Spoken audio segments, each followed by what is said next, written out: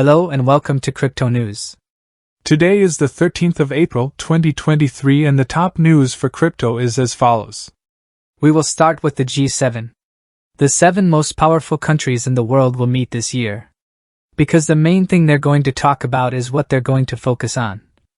On helping developing countries get their own CBDC. Why is it that Japan itself, where this year's meeting will be held, will push the discussion more on CBDCs and crypto regulation by the G7? So with the 7 most powerful countries in the world looking more at crypto, we're going to go to our exchanges and our currencies. And I'm talking about Binance America deleting Mr. Justin Sun's Tron.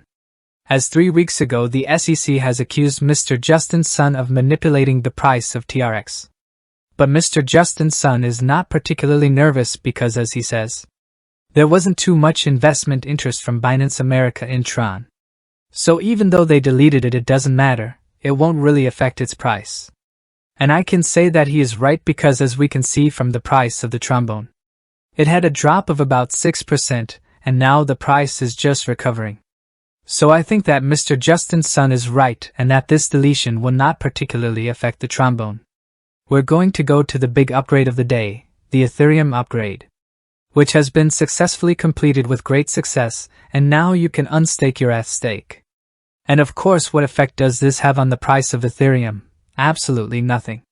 The price had a slight drop because too many users still believe that this upgrade would unlock 14% of Ethereum's supply, and for some reason that 14% would be sold immediately.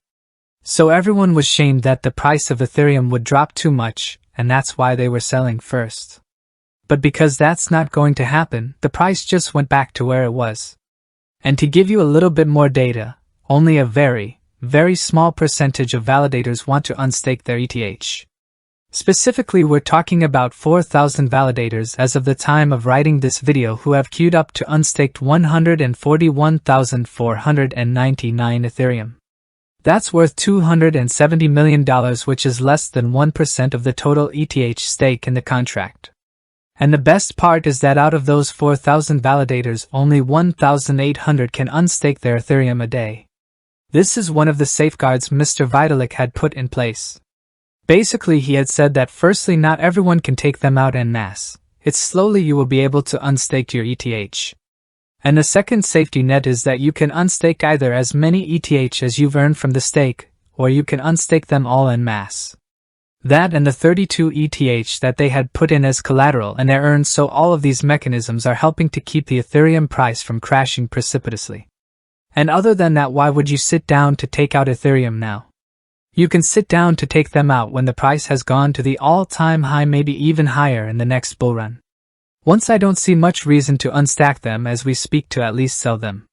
And we from Ethereum will go and another upgrade done in the crypto market and beyond to unstaked. I'm talking about the zero knowledge proof that is now live and operational on Bitcoin. So proof of zero knowledge now also has Bitcoin a total dinosaur in the crypto market. And I want to see what results will come for its own chain or for layer 2, which I think will use zero knowledge proof more than Bitcoin. We're going to move on to the last south of our day, and I'm referring to SushiSwap, where SushiSwap announced that for those users who had their money stolen there will be a full refund. And this, as you can understand, is the right move that every big DeFi should make when they have such problems, in my humble opinion. We'll move on to the numbers of America's pluracy, which are overwhelmingly positive.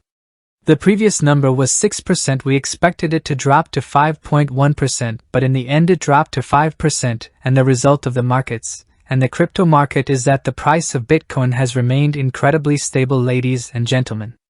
As if nothing happened. As if Bitcoin did not receive the news, and that is why the price is completely stable. While I personally speculated that there would be a very big rally if the plethorism was so positive. However, this is not the case, as you can see, and the only assumption I am making is that all the market pressure happened in the 3 to 4 previous days when we also had this small rally.